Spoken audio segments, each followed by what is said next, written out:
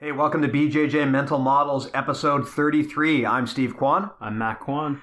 BJJ Mental Models is your guide to a conceptual and intelligent BJJ approach, and today we're going to convert you to communism.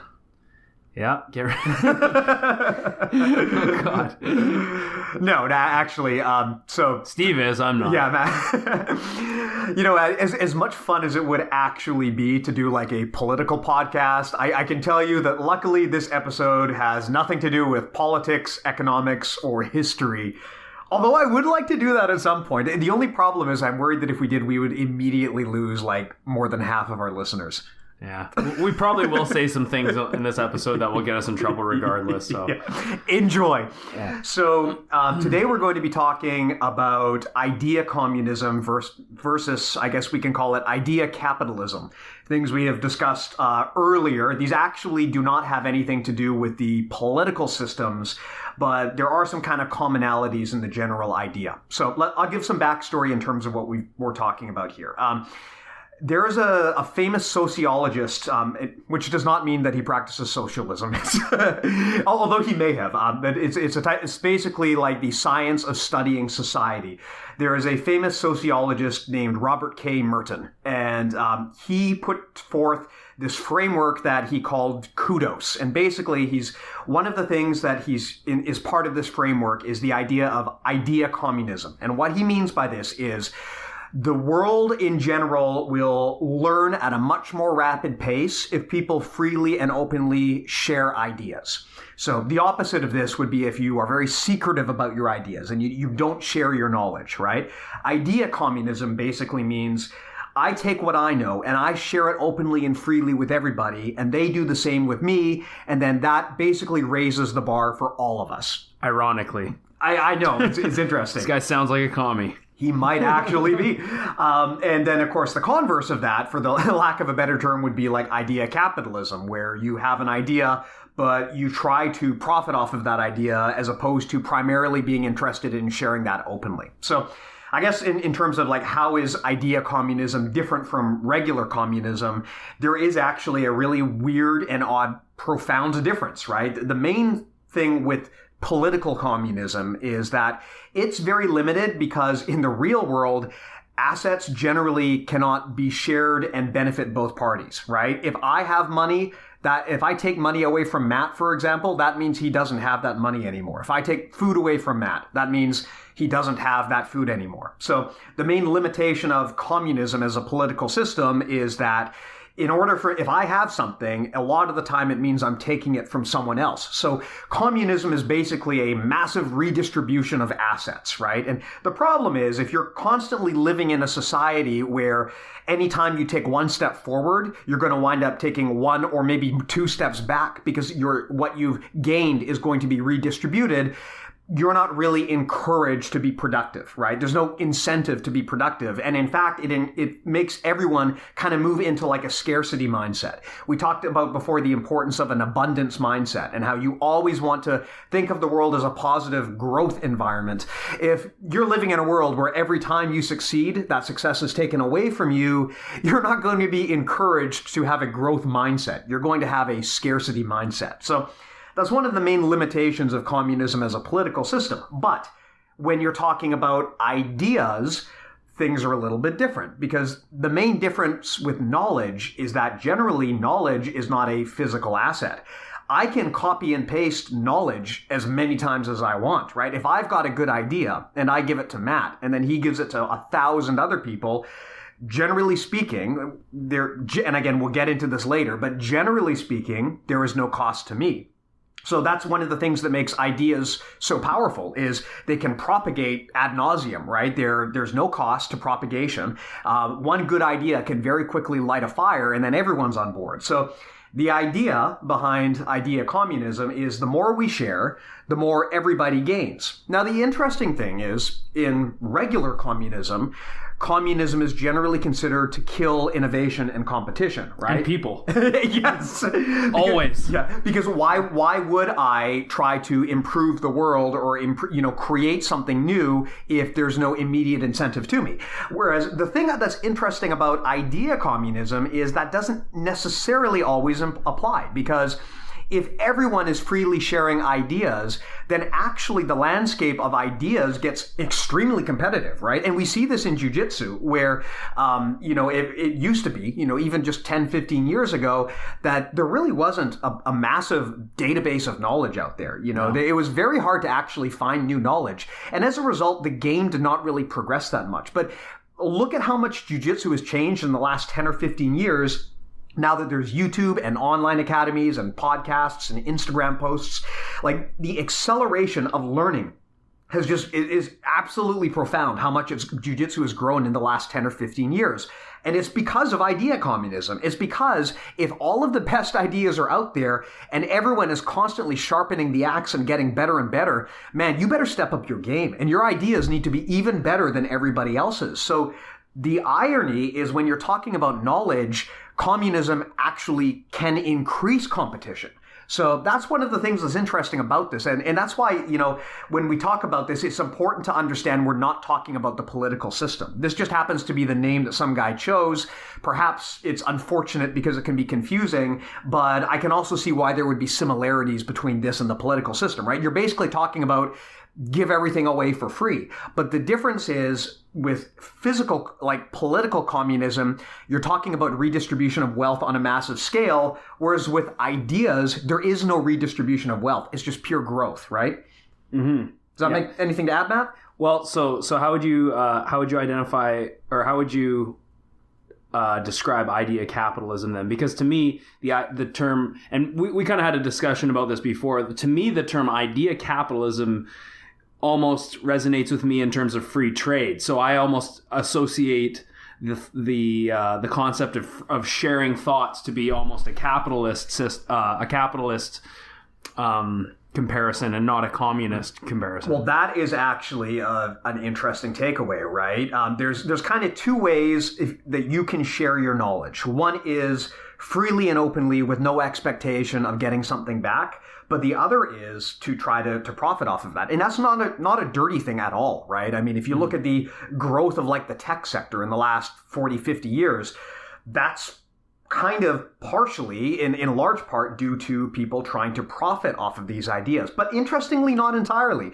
So in my mind, the difference would be, like, if I've got some sort of massive new idea or knowledge, and I want to give that open freely to the world, and I am not, my primary focus is sharing and not profiteering, then, and I don't mean that as a dirty word, in that case, I would say that that's idea communism. But if I have an idea and my first and foremost goal is to use this to benefit myself or my team, I would call that idea capitalism. And now, the interesting thing is, as is often the case in the real world, neither of these is necessarily the right answer all the time, right? And generally speaking, anyone who tells you that something is right 100% of the time, usually that's a person who is not really critically thinking, because very few things in the world are right 100% of the time.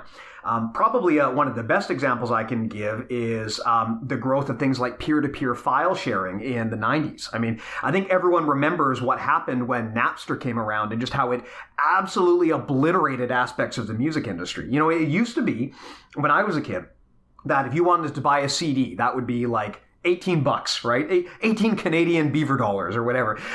But now, if you want to buy a CD, this is like 20 years later, it's going to be, about $9 or to buy it digitally. Or if you have a streaming service, you don't even pay for it. You just get it with part of your subscription.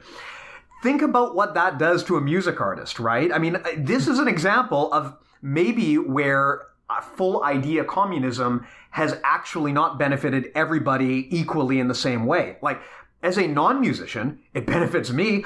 I love the fact that I give Spotify $9 a month and I can have whatever I want. But it probably doesn't benefit the vast, vast majority of musicians out there. So, and is that fair, right? Is it fair to have the entire world benefit from these things except for the people who created the idea? Not really. Exactly. So now, in my opinion, it's not. Well, so that's... And could be part of the reason why music nowadays is... Well, exactly. You've got to really dig to find good music. Yeah, exactly. Like, the problem now is that a lot of these things like music, I mean, if you want to be a musician, you're basically doing it as a passion project, because even if you strike it moderately big, the odds of you really taking off, it's pretty slim, right? Now that said, it's not impossible, and things may change. As now that we have things like Patreon and digital distribution, it could get to the point where music is, pun intended, rocking and rolling again at some point, and people are getting rich off of it. But there's no denying that things like digital streaming and peer-to-peer file sharing had a massive impact on the music industry. So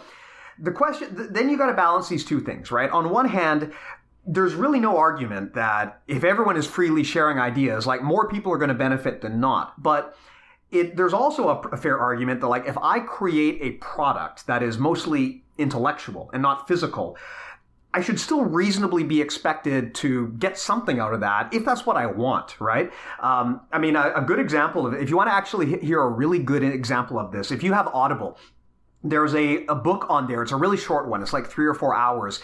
It's called The Butterfly Effect by John Ronson.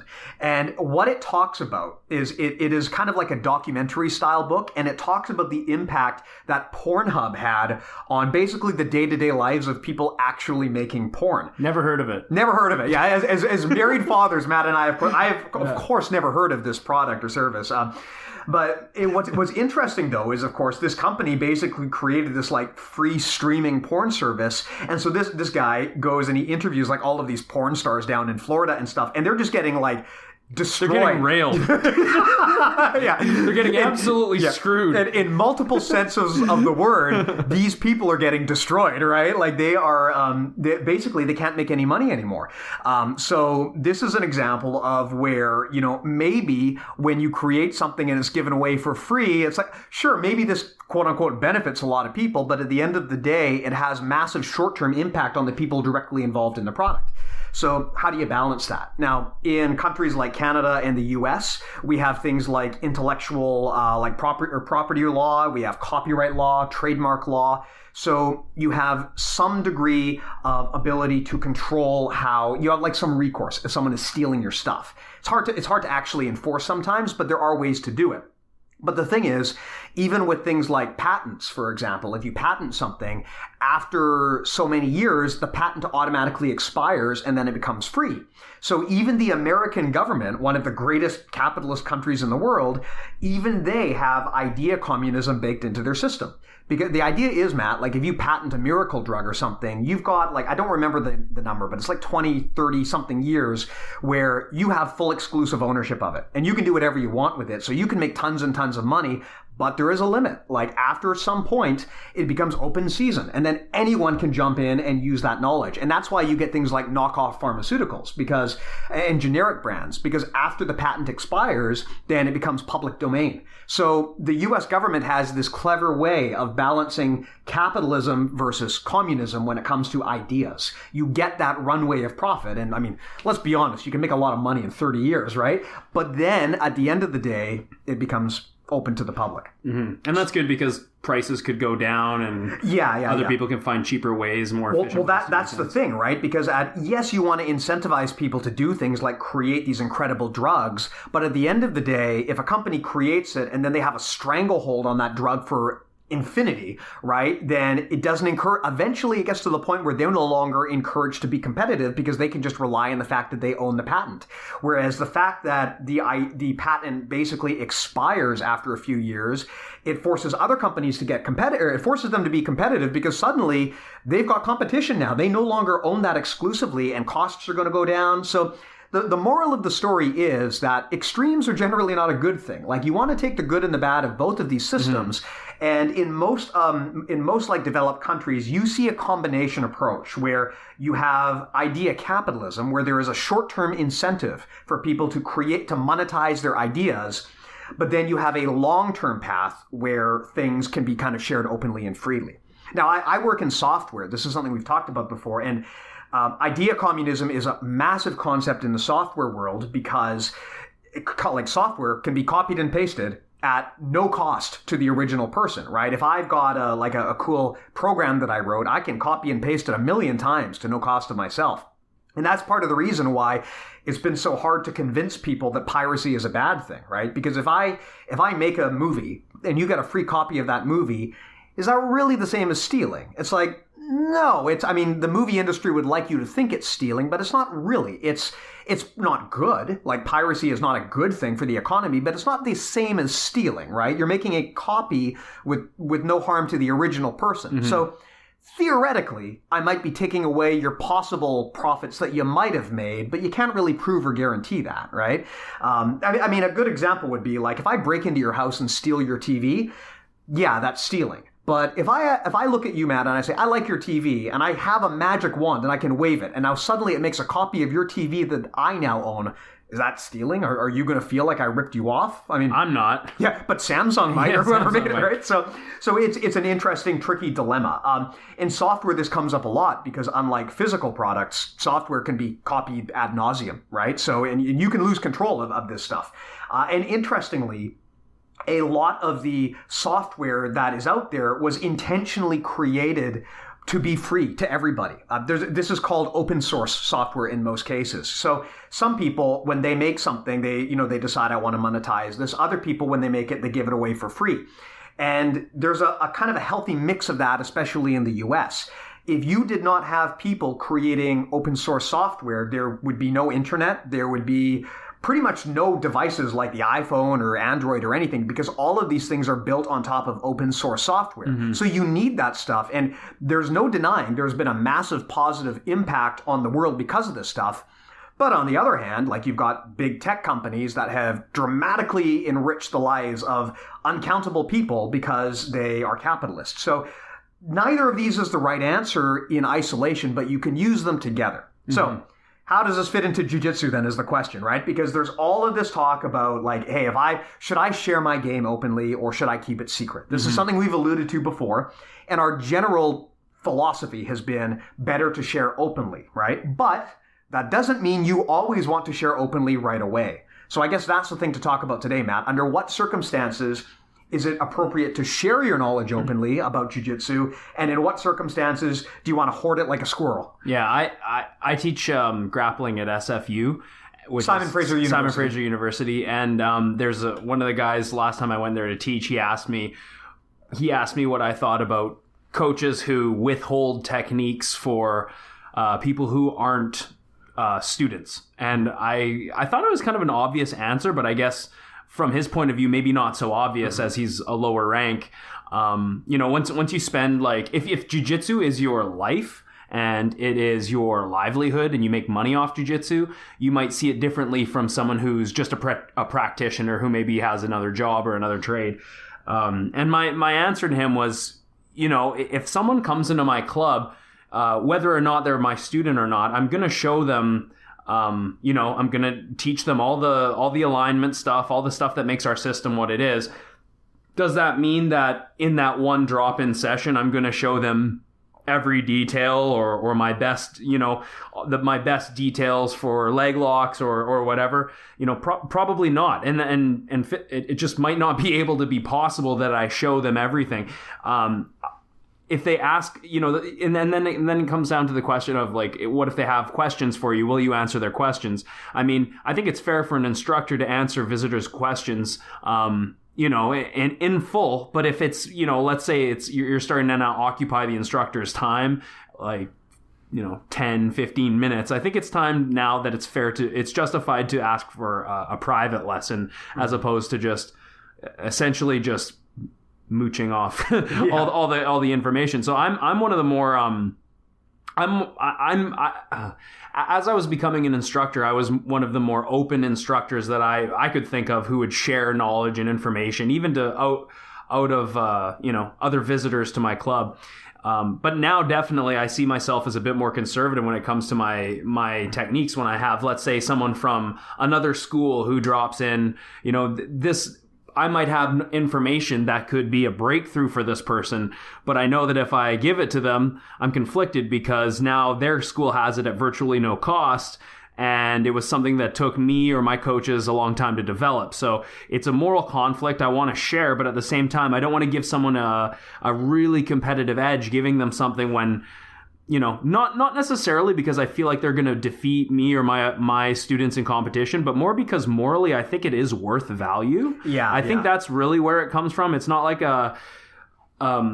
I was a lot more free to share earlier on as I was coming up through the ranks, and I wanted, I would do a lot more posts about techniques that I'm doing. Now that I'm a black belt, I very rarely post techniques, and there's a reason for that. It's not because I'm trying to withhold information and keep my guys in an advantage compared to other students, but it's more so because there is a cost associated with this knowledge, and I feel that it is worth something, and to not want something in return does devalue it on some level. So morally, that's sort of because jiu-jitsu is how I survive. Now I feel that it is, it's more justified to ask for some kind of compensation. Yeah, this is an interesting one, because on one hand, you want to put something out there so that everyone knows how good you are. But on the other hand, you have to understand that your time and your knowledge has value. And if you give away, it's very easy for people to undervalue knowledge. This is as a knowledge worker, this is a problem that I deal with a lot, because you see this a lot in software, right? Like, if you want a car, Matt, you're never going to go to a car dealership and say, I think you should give me that car for free. Or, hey, you want $16,000 for that car? I think it's worth $100. Like, you're never going to have that conversation because there's a physical thing in front of you and you know the effort. But if someone builds like a piece of software and you ask for $400 for it, people don't have a point of reference, and they'll think that's insane. Why would I pay that much for software? That's a ripoff, right? And it's the same thing with when you're sharing ideas or training or knowledge. Some people have a hard time understanding how much this stuff is actually worth, right? Yeah. It's very hard to put a dollar figure on something that doesn't have a cost of goods. Exactly. Like if I'm making posters, there was a cost I had to put in to make that stuff, and that's got to be factored into the price. But if I'm giving you a game plan that took me 12 years of my life to create, how do you put a dollar figure on that? Yeah. And it doesn't, because there's no physical thing, you kind of see, it kind of feels to a lot of people like you should just be able to ask and get that for free, right? Yeah, especially I feel because now, like you mentioned at the top of the show, we talked about like how YouTube and all these different resources that are so readily available now, and YouTube is a free resource. So, I think a lot of people nowadays are used to getting things for free. Yeah. And they kind of have lost the concept of value of knowledge or what have you, because there is so much out there on the internet that you can view and learn for free. They think, well, why, if I'm going to go do a private with Matt, is this really worth the amount of money it costs? Or if I'm going to, get an instructional or whatever, is it really worth the money it costs? And we kind of get numb to the fact that people do make their living off of this, and that it is worth something, and that it, like you said, it might take over a decade. It might take over a decade for this person to accrue this information. Like when Rob developed his leg lock system, at first he didn't want to give it to people because, first of all, it wasn't refined to the point where he felt like he could actually systemize it into a DVD, right? But now that his DVD is out and he's making money off of it, he's more open to showing a lot more of it. So it's really, for me, like I said, it's not so much about I want my opponents to be at a disadvantage, because I feel like the information is out there, but it is a matter of morals as a business person. And when you put your heart into something, you definitely feel like it's worth something in terms of financial gain. Yeah, so, yeah. I don't think that's greedy or unreasonable. I don't think it is at all, right? And I think part of the problem is because just due to the fact that there's such an abundance of content online now, it's created this expectation that things should be cheap or even free in a lot of cases, right? And that's up to the creator. If a creator wants to give things away for free, that's up to them. But if someone thinks that the content has value and they want to charge for that, I think that we kind of have moved away from understanding the importance of people's expertise and the value of it. Like we do this podcast for free because that's how we want to do it, right? I mean, and I'm perfectly happy to have as many people listen to this as they want. But, if I did actually want to do this as a full-time job, it would be hard, right? It's very hard to make money off of an endeavor like this. So if this were an idea capitalistic venture, it would not be a profitable one. So, I mean, a good example, you talked about how just everyone wants something for free and there's so much stuff out there. Especially fighters. Yeah, that's true. I remember when we were kids, like, you remember how much video games used to cost when we were kids? They were like $70, $80 or so. I remember there was a game for the Sega Genesis. I think it was called Virtual Racing, and it was like one of the first 3D games that was out there, and it was like $120. And this isn't like $1995, okay? Bear that in mind. Nowadays, a few months after it's released, you can get like a pretty good game, like a top quality game for like $30, $20, sometimes even less. That's insane, right? And also bear in mind, like the budget for some of these games now is like hundreds of millions of dollars, maybe even billions of dollars. It is, as someone who has worked in the game development industry, it is incredibly difficult for companies to make profit there because the consumer expectation is that the price should be low, right? And there's so much stuff out there, and consumers have been trained to pay very, very little. Like, inflation tells us that in a growing economy, the cost of goods should go up over time.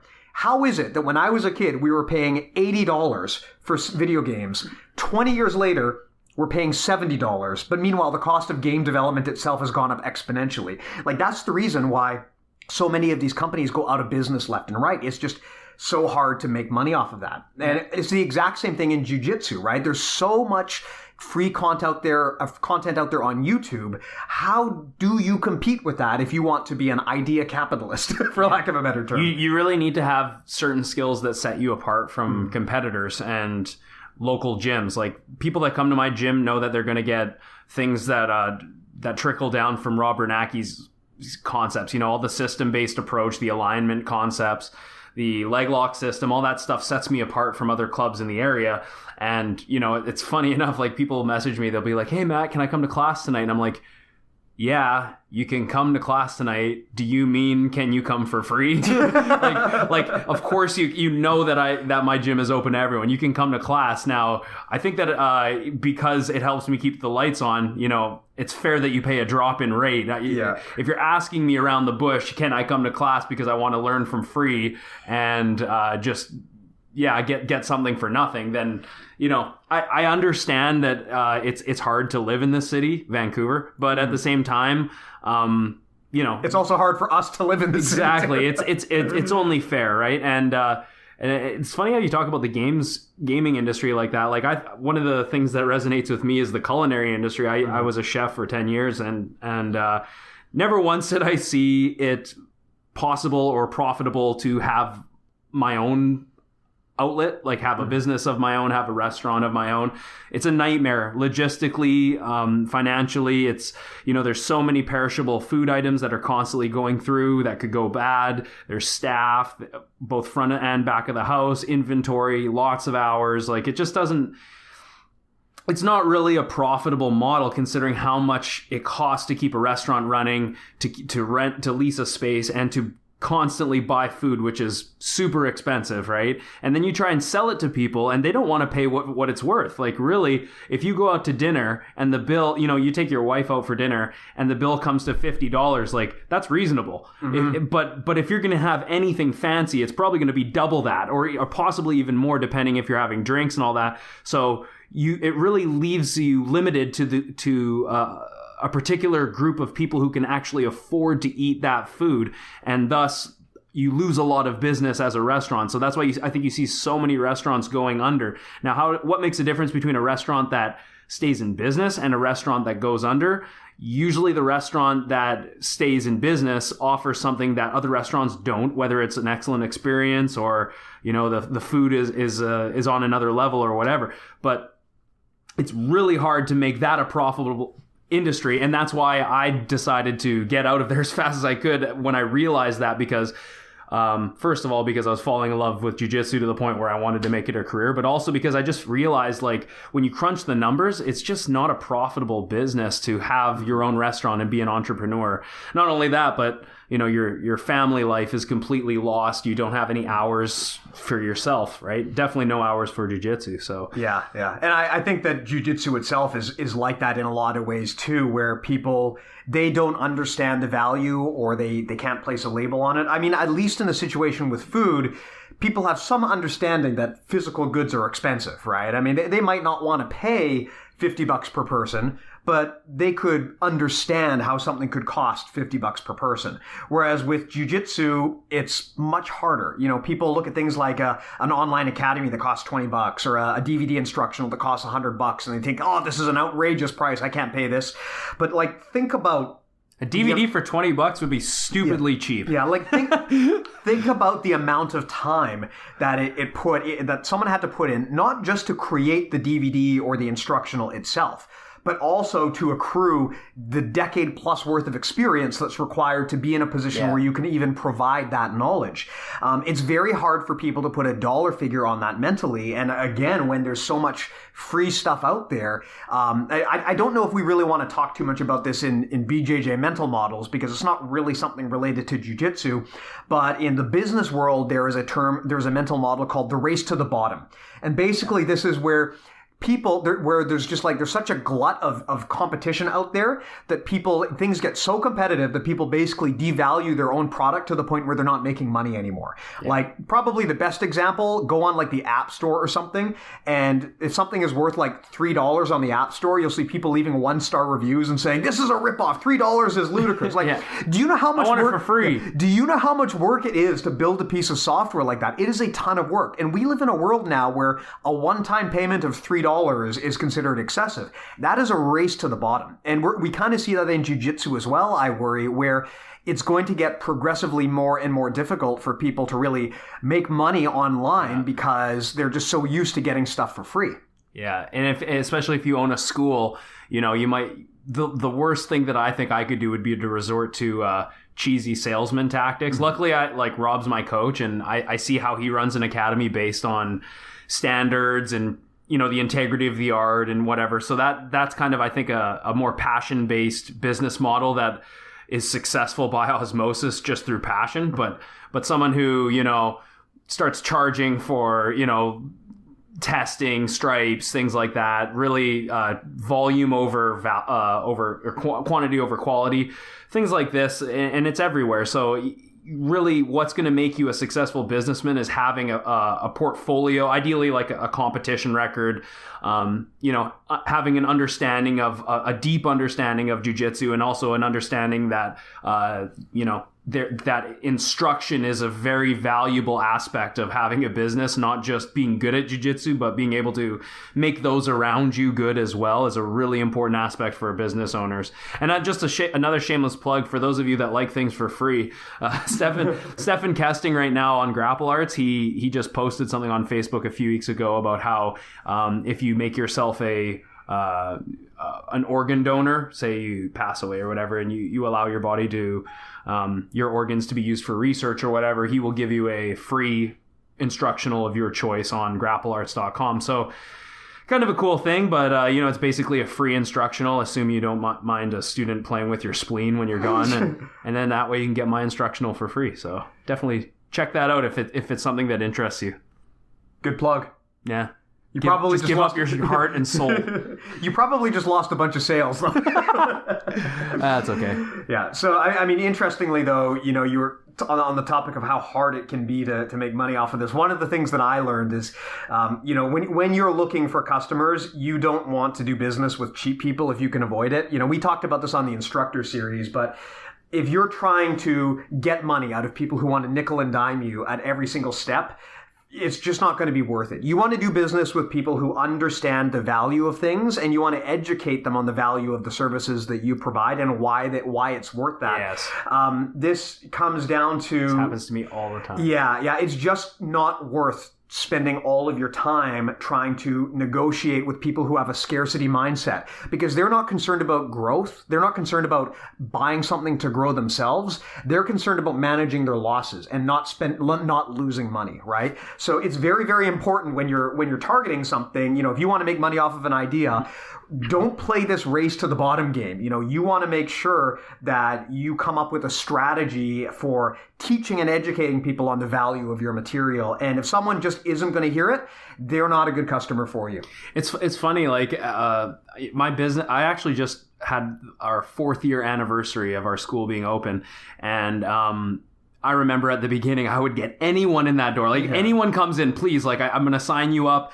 Oh, can you cut me? Sure. Okay. I'll work with you, whatever. And I was more flexible, but like now that I have a business that's actually doing really well, it's funny. Like I'll get people in, they're going to go unnamed right now, but I used to train with them back in the day, and they come up to me and they're thinking about joining my school, and they're like, can you cut me a price? Like we used to know each other back in the day. I'm thinking to myself, like, it's like if they used to know you, wouldn't they want you to succeed and be happy? Well, not only make a living. Not only that, but it's like, where were you when I started my business? Like you weren't there helping me then, and now you want something at a discount price, literally because I quote know you. Like I'm not even.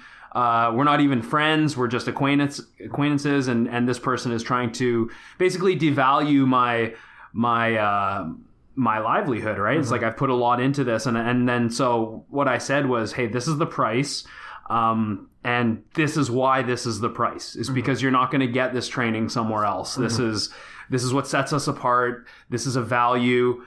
And this is what it's worth. And sometimes as a business owner, you kind of have to have those uncomfortable, stern conversations.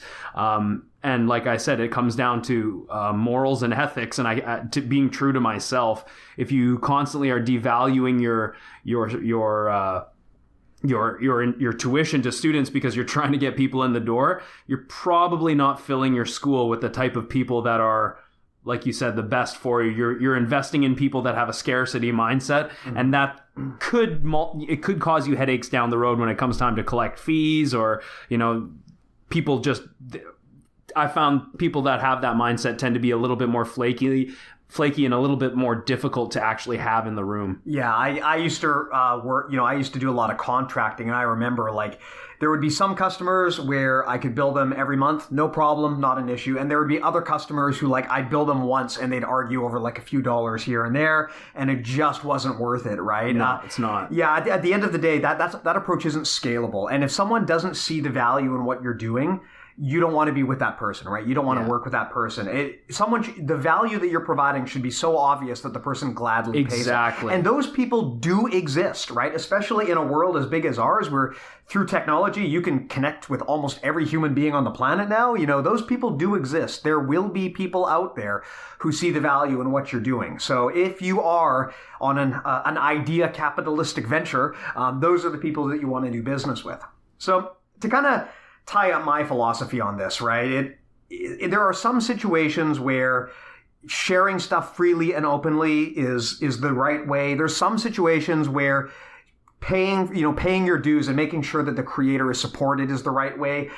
Which the right answer comes down to, what does the person who created the idea want from it, right? That to me is the one thing that determines what the answer should be. Like in the case of this podcast, right? We openly and freely give this away for free. We have no expectation of ever making any money off of this. This is value that we want to give back to the community. Though it would be nice. It would be nice. not that we have advertised any way that you can give money to us, but it would be good for you to start feeling guilty right now. And but that said, though, if your intent is to profit and make money, then you should have the right to charge what you feel is a reasonable value, and the market should have the right to dictate whether that is actually indeed a reasonable value. Yeah, like time and labor, it takes a lot out of your life, so you should be compensated, because otherwise that time and labor and knowledge could be going towards something that could get you money, right? And like take a guy like Nikola Tesla. Everything he did, he wanted to give for free. Yeah. And that was a very unselfish way to go through life. Now, does that mean he wouldn't be justified in asking for money? Of course he would have been justified in asking for money, but he wanted that information out there so that people could use that knowledge to progress science and engineering, right? So yeah. And so the interesting thing about idea communism is that a lot of the time, Tesla's a good example, a lot of the time idea communism leads to capitalist results. Because first and foremost, we gave a great example. We're on here complaining about how there's a race to the bottom, and it's because there's so much free content out there. Well, that's an example of the market at work, right? If we can't charge massive fees because other people are giving away content for free, unfortunately, that's capitalism at work. So sometimes the idea communism can lead to a capitalist result. Additionally, in the case of like if you're giving away free software, for example, there are a lot of companies and creators and individuals who have given their product away for free and wound up making tons of money on top of it.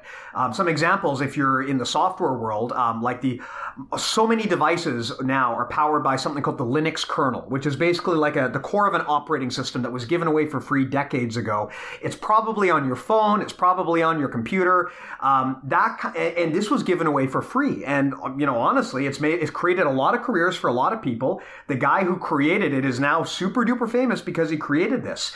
Look at YouTubers, for example, who make a lot of these people now make a lot of money because they created, by giving away content for free, they've created a platform for themselves that they can then monetize later. So these two things are not mutually exclusive. And it's kind of weird how, it kind of makes you realize that, sometimes things that we think are polar opposites are not polar opposites. They can play into each other in these cases. Mm-hmm. Now, when it comes down to like, as an instructor, like what if I come up with a really cool technique or like a brand new technique where that's just like, you can see the potential that it could be game changing in certain scenarios, right?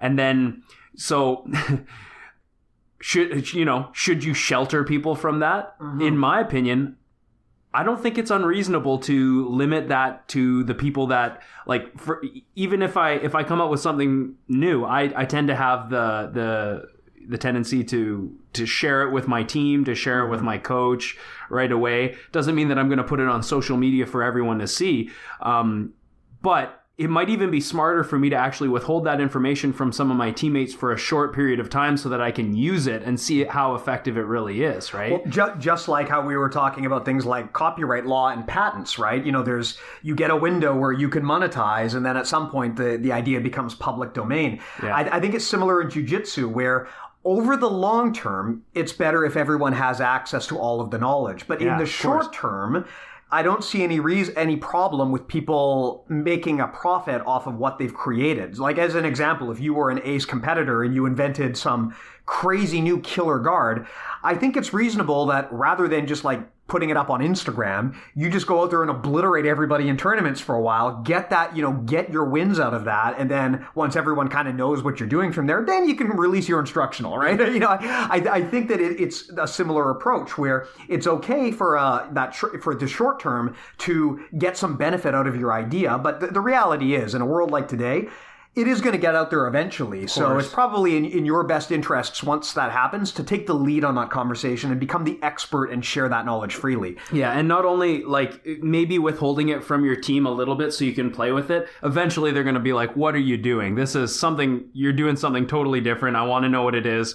And at that point, it might even be a smart idea to share with your students, because then they can offer a better defense for you. You understand the predictable responses to that, and then you can now further develop whatever technique that you have. They can basically try to break your idea, right? Because a lot of the time things might sound good in a vacuum, but then they don't. Like there have been times where I'm sitting in bed and I think of some great jiu-jitsu idea, and I think, man, this is a game-changing submission. How has no one ever thought of this? And then I go to class and I try it and I realize, you know what? In order for this to actually work, you would need 3 arms. Like, have you ever had that where you think of something in your mind, but then when you try it, you realize, actually, this doesn't work at all. Yeah, it was better in theory. But... Yeah. So, I mean, it's an interesting thing, and there is no right answer, but I hope that kind of puts into context the spectrum of like when to share your ideas versus when to keep them to yourself. And that's another good point. The whole secret technique thing. In a world like today, nothing stays secret for long. Exactly. But everyone's got a camera phone. Yeah. Like if you do that technique once at a tournament, it's out there, and and someone sees it on camera, it's like, well, now it can be shared with everyone, literally instantly, right?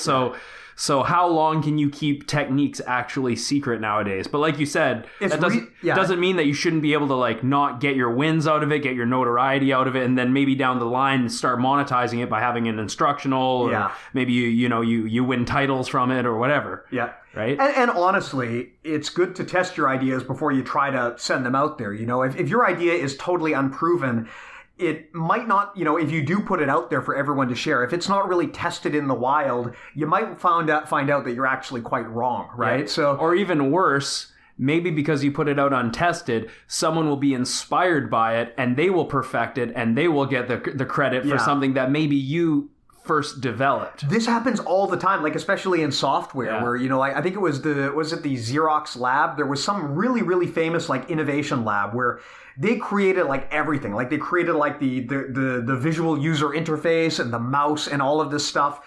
And then like Apple and Microsoft just ran with it. And everybody forgot the people who actually created it. Yeah. So it's reasonable for you. I mean, it really comes down to what you want. If your primary goal is to share with the world, then it's totally reasonable to just go give away all of your stuff and make the world a better place. But if your primary goal is to rack up some wins for yourself, it's also totally reasonable to use something in a tournament without sharing it, get those wins racked up, make a product based around that, make money off of that. That is also reasonable as well. I think it really just comes down to, what does the creator want? What does the person who created this idea want to do with it?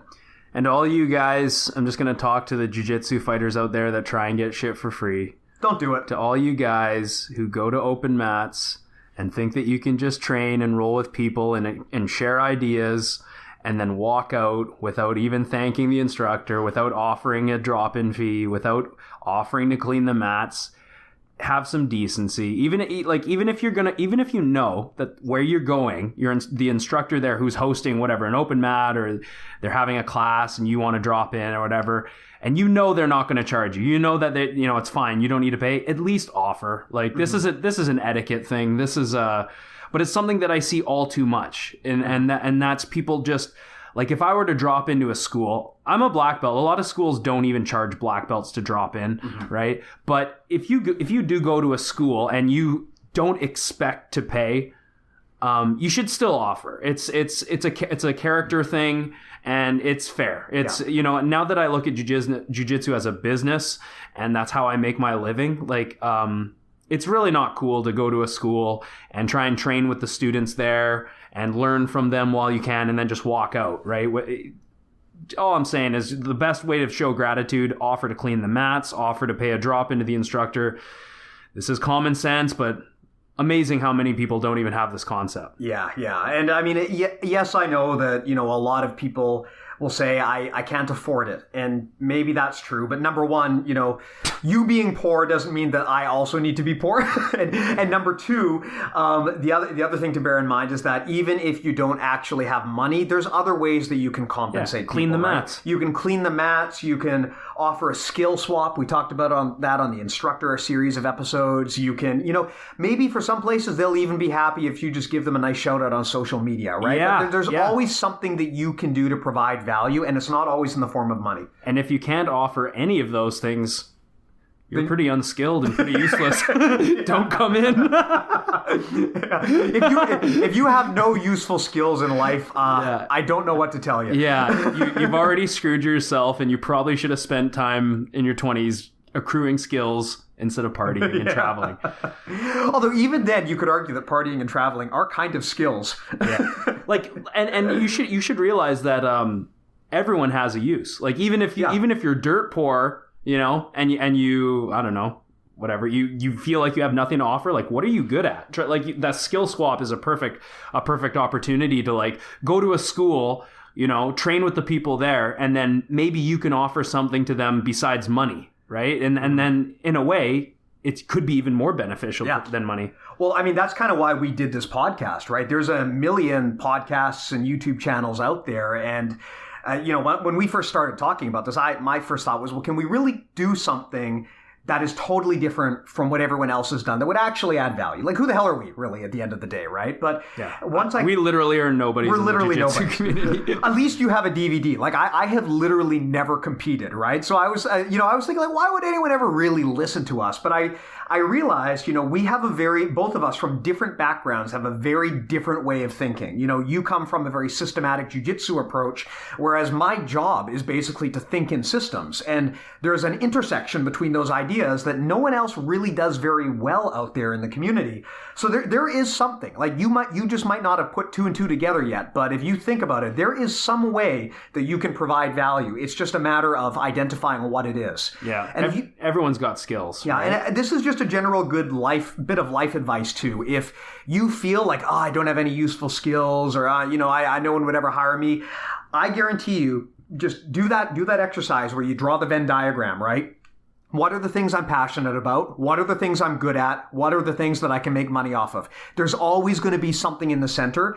And if you can't find something in the center, you just need to think harder, because everyone has something in the middle of that Venn diagram that they can live off of. Yeah. I mean, you could go listen to the Matt Burn podcast with Hanger and Keenan, but... Yeah, if you want to listen to, like, a guy who's, like, quote-unquote actually, like, good at jiu-jitsu, if that's your priority, then go for it. But if you want to listen to just, like, two idiots from Canada just talk about mental models and stuff, then you want to stay here. They're not talking about mental... They're talking about Teslas. They actually don't even talk about anything technical. It's literally just two of them chatting. But I find it super interesting hearing... I think Hanger is actually, I don't think Keenan is a world champion. But obviously, they're both super decorated jiu-jitsu personalities, and I find it really interesting to just listen to their podcast. But, apples and oranges. Like, we're trying to actually provide education, and a lot of time they're just kicking the piss out of each other and talking about Keenan's new gym and how the split from Autos went, right? But it's... different podcasts have different purposes. So. Yeah. We had to kind of think about how to position this thing, right? And every other podcast is like all about interviewing competitors or something like that. Or in the case of Keenan, it is a famous competitor hosting the podcast. So, but this is a good example of how there's always a slant that you can put on something that will differentiate you from everyone else. Keenan, too, does have the benefit of just being generally kind of like an interesting personality. So it's one of those things where, like, it's kind of like a slice of life. Like, you just get to get into the head of this, like, ace competitor, not even necessarily talking about jiu-jitsu, but just what makes this dude tick. It's pretty cool. And actually, Hanger is the one who's the host, according to him, and Keenan is sometimes the co-host.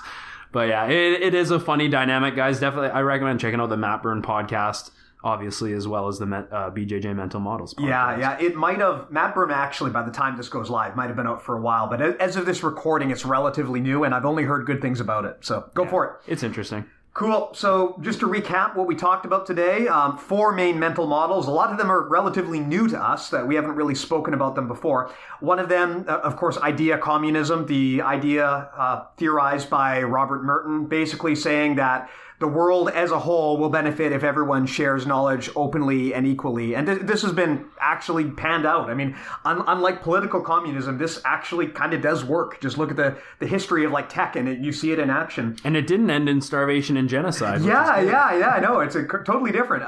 Idea capitalism, though, on the other hand, this is the other slant, right? You do have the right to make money off of your work, and there is a middle ground between the two. These two things can also play in tandem. You can have kind of a hybrid system. So on one hand, if you want to make free stuff, go for it. But on the other hand, if you want to, if someone wants to charge you for the value of their time, that's a reasonable expectation as well. We talked about the abundance mindset again, or the opposite of that being the scarcity mindset. You want to live in a world where you're looking for growth. You want to always ask yourself, how can I be bigger? How can I make things better? How can I make things more abundant? But what you don't want is a situation where you have a scarcity mindset and you're basically thinking, how can I hoard and save the little that I have? Especially as a business owner, I found that any money that I make, I try and put back into my business, and as a result, you only get more business. So it's crazy. It's way better. It's crazy because political communism is about a scarcity mindset, but idea communism is about an abundance mindset. So it's very weird how they're different. And we also talked about the race to the bottom, which is just the theory that when the market is super, super competitive, sometimes people compete so hard that they actually put themselves out of business by charging too little for the value of their time. Yeah. Cool. So I've got a question, Matt. I thought this one, we haven't talked about this one before the show, so this is going to be a new one to you. Oh God, is this an ambush? No, this is an interesting one. Okay. This is not some guy just shitting on you, Matt. Don't. Okay. By the way, if anyone ever wants to just like completely shit on Matt and challenge him, just send it to me in private and I'll take care of it. I'll just ambush him. Or you could just go on Reddit and talk shit about my instructional. Yeah, he'll be there in 5 minutes. I will be there. I'm always there. Okay. Can we pause it? I need to take a quick piss. Matt has to go to the bathroom. I'm not going to cut this out, but I will pause it. So we're back from the bathroom. How did it go, Matt? Well, oddly enough, whenever our parents go to the cabin, they turn the water off, so I can't flush the toilet. Yeah, we're going to talk about this. I'm not going to edit this out. Luckily, it's only I only took number one, but God. Yeah, so we've you know what? Let's talk about this. They'll appreciate this. So we mentioned before that just to get the peace and quiet because we both got kids, we kind of go to like a DMZ when we're recording. We tend to go to our folks' house and we find like a quiet room and we just record. They're currently out of town, and my dad's got this like weird obsession where whenever he like leaves the house, he's got to like lock the doors and turn off the power and like set the alarm and turn off the water to the house. Even if he's like going to the store, sometimes he'll do this. Like turn the water off when he goes to the store. Well, that's maybe a bit much, but they're like out of town for like one night, 2 nights. But yeah. 2 nights. But I guess presumably he's worried that like during that time the temperature is going to drop from like 31 degrees Celsius to freezing, and then the boiler is going to blow and the house is going to flood. If that even happens. Yeah, so he's turned off the water, so now we can't flush the toilets. This is one of the weird idiosyncrasies of our family. Now you got pee in a toilet. Yeah, so they're going to come home and they're going to find a surprise, and hopefully this will be a learning lesson for them. Anyway, back to BJJ Mental Models. So I got an interesting question, and this was actually, I think, a really cool one. So the guy says, "Hey guys, brilliant show, and thank you for the great everything." That's not part of the question. I just wanted to make sure that gets said for the record. The question was, for reasons I won't get into, I ghosted my first school after being there for 2.5 years to join a better team. Do you think it's low or dirty to do so? I really don't want to go into any explanations of why I feel disappointed in my expectations with my previous professor, but since I know our paths will eventually cross here in the BJJ community, I kind of want to avoid that awkwardness also. I'm totally at a loss for the appropriate thing to do here. But he already left. Yes, he already left. So basically he's asking, was that an okay thing to do, or should he have kind of like gone to his instructor and settled it in person, or is it okay to basically ghost a school? So he just, when he says ghosted, he means he left without having a conversation. Yeah, basically he was like a bad Tinder date where he just kind of disappeared and no one ever heard from him again. I mean, really, it's not the worst thing in the world. And we have no idea sort of the circumstances surrounding the event. It's not the worst thing in the world. Like, leaving to go train in another school is totally fine, I think. And anyone who tells you otherwise is trying to hoard a cult mentality. But personally, for me, I think having a conversation with your instructor is the right thing to do. Anyone who would leave my club and go train somewhere else, I would appreciate, as the head instructor, at least a conversation. But it's not the worst thing in the world if that happens. So yeah, it's kind of... It's tough to get it to really know without knowing the exact situation. Because let me tell you, like, I've seen a lot of mass exoduses from gyms where people kind of just leave. And, I am well aware that in the jiu-jitsu community, a lot of the time, things happen and you don't owe that person any excuse at all. Like, true. Some instructors, like, there's a lot of real garbage in the jiu-jitsu community, unfortunately. And a lot of the time, like, it would be completely appropriate to just up and leave. I will say that you need to remember, at the end of the day, you are a paying customer. And ask, I know that in the jiu-jitsu community and in the martial arts community in general, there's this like mystique about loyalty and all of this stuff. But at the end of the day, you're paying for a gym membership. Yeah. Like, would you feel guilty if you ghosted Gold's Gym and you just decided you didn't want your membership anymore and you just never showed up again? Probably not, right? Not. I don't think you should necessarily feel any more guilty here than you would there. Now, that said, there's circumstances involved. Yeah, in an ideal world, it would be nice to go and have a talk to the instructor and say, hey, I'm leaving. And if they want to know why, it would be nice to have a professional conversation and tell them. But the message I've kind of read between the lines through this email is that something bad happened. And once that happens, if something really bad has happened, then professionalism kind of goes out the window. Yeah. And if the other person has kind of crossed a line, then it is completely within your right to just leave. You are a customer and you don't owe them anything, right? In fact, they owe you something. So I wouldn't feel too bad about it, right? It happens. We've all been there. I mean, unfortunately, jiu-jitsu does have the community does tend to be dramatic at times. There's a lot of drama and frayed relationships. So yeah, it probably sucks that you'll bump into this guy again and it'll be awkward. But honestly, we've all done it. It's not the end of the world. I wouldn't lose too much sleep over it. Yeah, nothing awkward about changing gyms. Like Steve said, it's basically just a gym membership.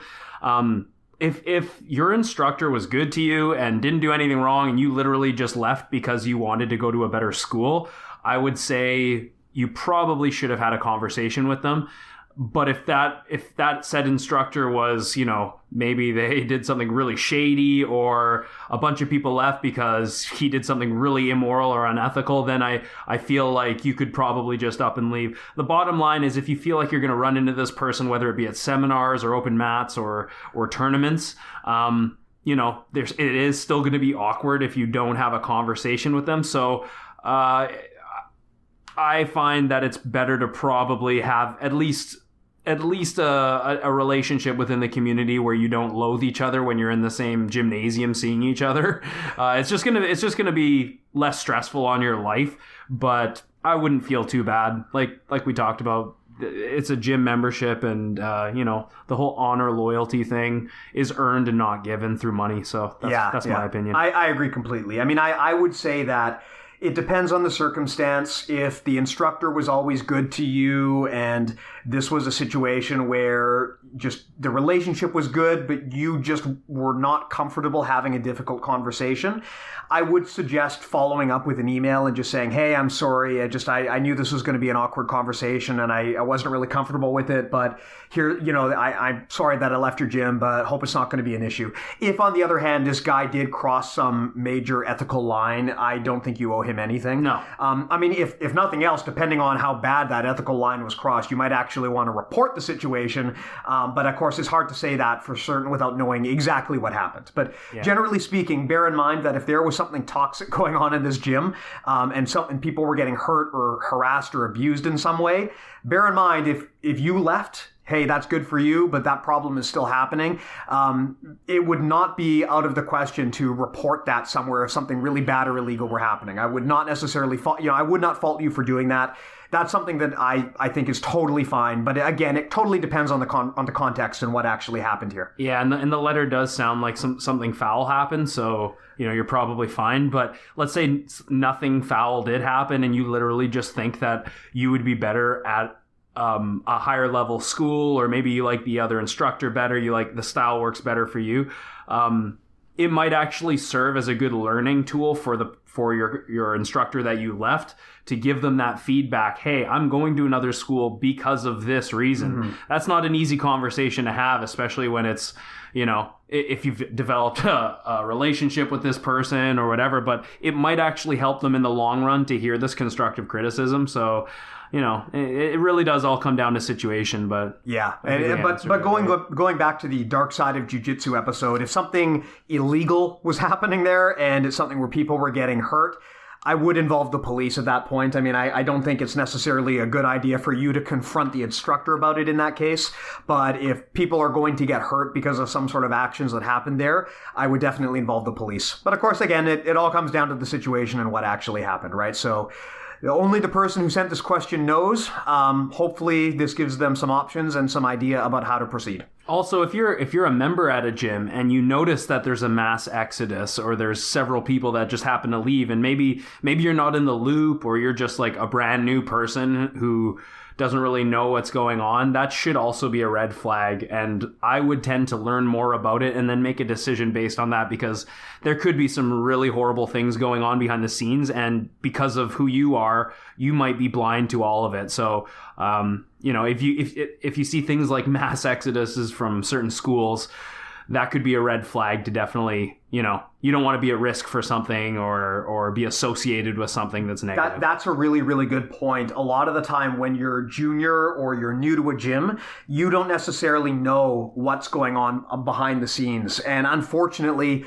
at a lot of gyms, bad things happen. And if you do notice that the culture has taken a major shift, maybe there's a massive exodus of the senior people, I would definitely reach out to one of them and ask what happened. I mean, they who knows? They may or may not be willing to tell you, but for your own safety, probably good to know, because you, like, as someone who's trained at a lot of gyms for a long time, you would be surprised at the cavalier attitude that some schools have towards like really, really toxic or illegal activity. So just make sure that you're in the loop about that kind of stuff so that you can keep yourself out of trouble and hopefully prevent other people from getting into trouble as well. Well, that was a great chat, actually. I hope you guys found it interesting, and Yeah, definitely enjoyed it. Definitely a change of pace. Hope you guys found this kind of topic useful. Please do reach out to us and let us know if you want more like this, or if there's a different kind of topic or genre that you find more helpful. We always want to tweak this podcast so that you guys get the maximal benefit out of it. So don't be a stranger. I think that concludes it for today. Thank you again, everybody, for listening. All right, guys, take care.